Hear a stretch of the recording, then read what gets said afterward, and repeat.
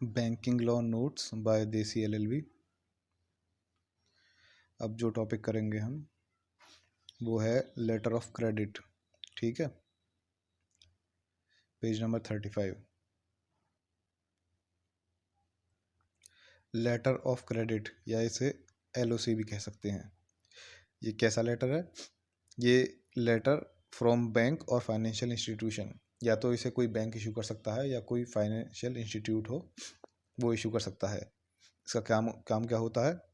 ये गारंटी करता है, guarantees seller will receive buyers payment. ठीक है, ये गारंटी करता है सेलर को कि उसकी पेमेंट जो है बायर से उसे मिल जाएगी on time and full payment, सही टाइम पे और पूरी की पूरी पेमेंट मिलेगी। ठीक है, if buyer unable to make payment, guarantee किस चीज़ की? अगर बायर उस पेमेंट को नहीं कर पाता है then the bank will make the payment, तो बैंक या फाइनेंशियल इंस्टीट्यूट है वो उस पेमेंट को करेगा।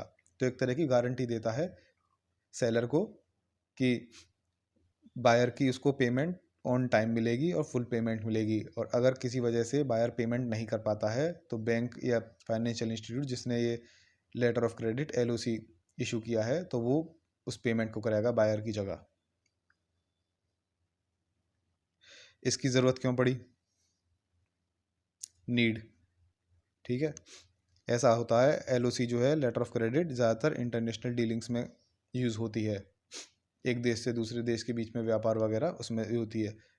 अब एक देश से दूसरे देश के बीच में व्यापार होता है तो उसमें एक तो डिस्टेंस एक से दूसरी जगह का बहुत ज़्यादा होता है, अलग अलग देशों के अलग अलग लॉज होते हैं, डिफरेंट लॉज। ठीक है, इससे क्या होता है? Difficulty in knowing each other personally, एक दूसरे को पर्सनली ज़्यादातर जानते नहीं है, तो यहाँ से parties reliability not easily determinable, तो इससे दूसरी की पार्टी की विश्वसनीयता बहुत आसानी से पता नहीं लग पाती।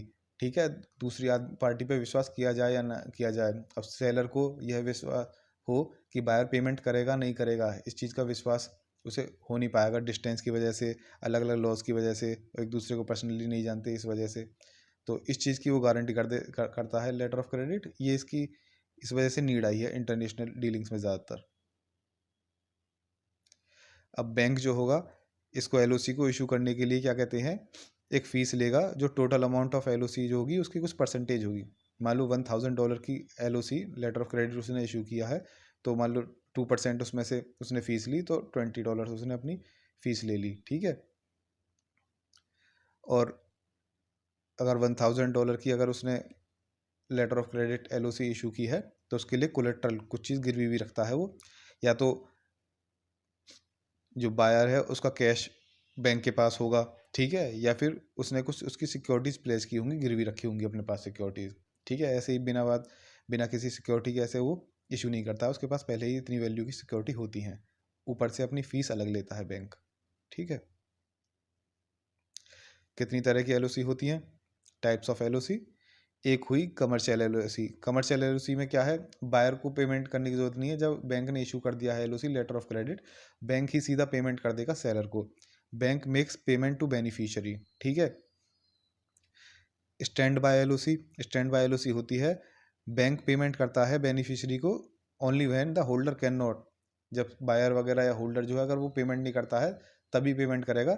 कमर्शियल की तरह नहीं है कि वो डायरेक्ट पेमेंट कर दे, वेट नहीं करे होल्डर के पेमेंट का। ठीक है, स्टैंड बाय में वो अपने आप को स्टैंड बाय पोजीशन में रखेगा, वेट करता रहेगा कि होल्डर पेमेंट कर दे। अगर होल्डर पेमेंट नहीं करता तब जाके वो क्या कहते हैं पेमेंट करेगा।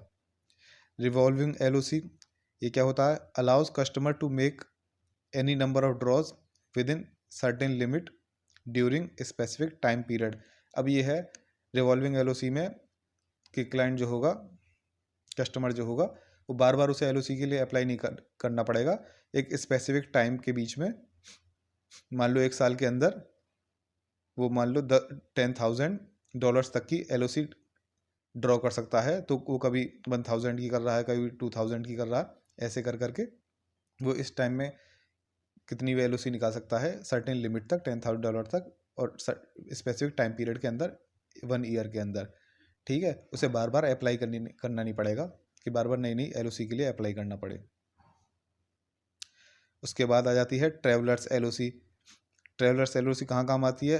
अब मान लो गोइंग अब्रॉड बाहर जाते हैं तो ये गारंटी करती है, guarantee that will honour that it will honour draft made at certain foreign bank. अगर आप बाहर जाते हैं तो यहाँ से एक अपने साथ एक ट्रेवलर्स एलओसी लेके चले जाएंगे।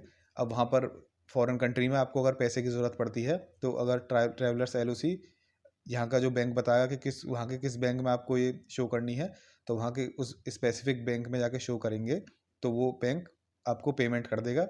वो किस बेस पे? क्योंकि वो एलओसी से वो एश्योर हो जाएगा, उसे गारंटी मिल जाएगी कि उसे उसकी पेमेंट मिल जाएगी। ठीक है। एक क्या होता है कन्फर्म्ड एलओसी। कन्फर्म्ड एलओसी क्या होता है? अब मान लो कस्टमर को गारंटी करने के लिए बैंक है, ठीक है। कस्टमर ने सेलर से कहा कि भाई अगर मैं पेमेंट नहीं करूँगा तो बैंक मेरी पेमेंट करेगी, एलओसी में लिखा हुआ है। अब बैंक भी पेमेंट ना करे तो उसके लिए एक और, मान लो कोई और बैंक हो, उससे भी बड़ा बैंक हो या उससे भी बड़ा फाइनेंशियल इंस्टीट्यूट हो, वो कह रहा है अगर कस्टमर और बैंक दोनों ही पेमेंट नहीं करेंगे तो मैं पेमेंट करूँगा, ये बड़ा वाला जो है। तो ये होता है कन्फर्म्ड एलओसी। इसने कन्फर्म्ड एलओसी दे दी कि अगर ये दोनों पेमेंट नहीं करेंगे तो मैं पेमेंट कर दूंगा। ठीक है। तो कन्फर्मिंग बैंक एंश्योर्स, ये बड़ा वाला बैंक जो है, confirming bank ensures payment if customer of और इशूइंग बैंक डिफॉल्ट्स। कस्टमर और इशूइंग बैंक जो है ये डिफॉल्ट करते हैं तो क्या कहते हैं, मैं पेमेंट करूंगा। ये कन्फर्म्ड एलओसी हो गया। ये एलओसी के टाइप्स हो गए। एक बार क्विक समरी देखते हैं। लेटर ऑफ क्रेडिट या फिर एलओसी, ये क्या होता है? ये एक लेटर होता है बैंक या किसी फाइनेंशियल इंस्टीट्यूट से जो गारंटी करता है सेलर को कि वो बायर की पेमेंट ऑन टाइम मिल जाएगी उसे और फुल पेमेंट मिलेगी।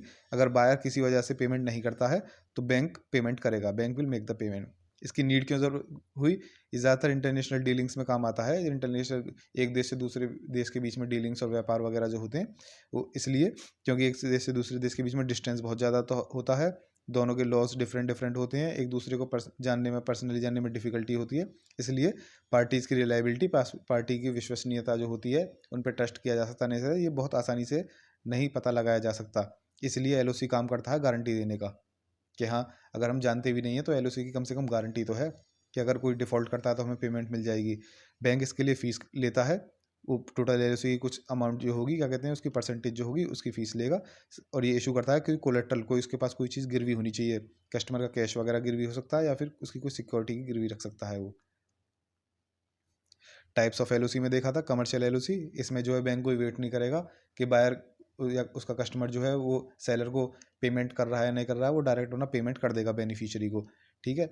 स्टैंड बाय एलओसी में वो स्टैंड बाय पोजीशन पर रहेगा, वेटिंग पोजीशन में रहेगा, वो वेट करता रहेगा। पहले क्या कहते हैं, उसका होल्डर जो है, कस्टमर जो है वो पेमेंट कर देगा, अगर कस्टमर पेमेंट नहीं कर पाता है तभी वो पेमेंट करेगा। ठीक है। रिवॉल्विंग एलओसी क्या है? एक सर्टेन लिमिट बता दी और एक सर्टेन टाइम पीरियड बता दिया कि इस टाइम पर बीच में, इस लिमिट तक आप कितनी भी एलओसी क्या कहते हैं ड्रॉ कर सकते हैं, कितने भी ये एलओसी जो है। तो ये रिवॉल्विंग होगी, बार बार नए नए करने के लिए एलओसी के लिए अप्लाई नहीं करना पड़ेगा। Allow customer to make any number of draws within certain limit during specific time period. Travellers LOC जो है, आप कहीं बाहर जा रहे हैं, गोइंग अब्रॉड, अब वहाँ पे आपका यहाँ से एक एलओसी ले जाएंगे इशूइंग बैंक से, वहाँ पे जाके एक स्पेसिफिक बैंक को अगर उसे प्रेजेंट करेंगे तो वो आपको पेमेंट कर देगा। उसे एश्योरेंस रहेगी एलओसी से कि उसको अपनी पेमेंट मिल जाएगी। ठीक है। कन्फर्म्ड एलओसी क्या हुआ? अब कस्टमर कोई एलओसी दी थी, गारंटी दी थी बैंक ने। अब मान लो कस्टमर बैंक दोनों की गारंटी, एक बड़ा बैंक हो, एक कन्फर्मिंग बैंक हो, वो दे कि अगर ये दोनों पेमेंट नहीं करें तो मैं पेमेंट करूंगा। ये कन्फर्म्ड एलओसी हो गई। तो एलओसी का हो गया आपका कंप्लीट। अगर ये पीडीएफ चाहिए हो नोट्स की तो कमेंट सेक्शन या फिर डिस्क्रिप्शन बॉक्स में इसका लिंक डाल देंगे, वहाँ से ले सकते हैं। अगला topic development of banking in India है।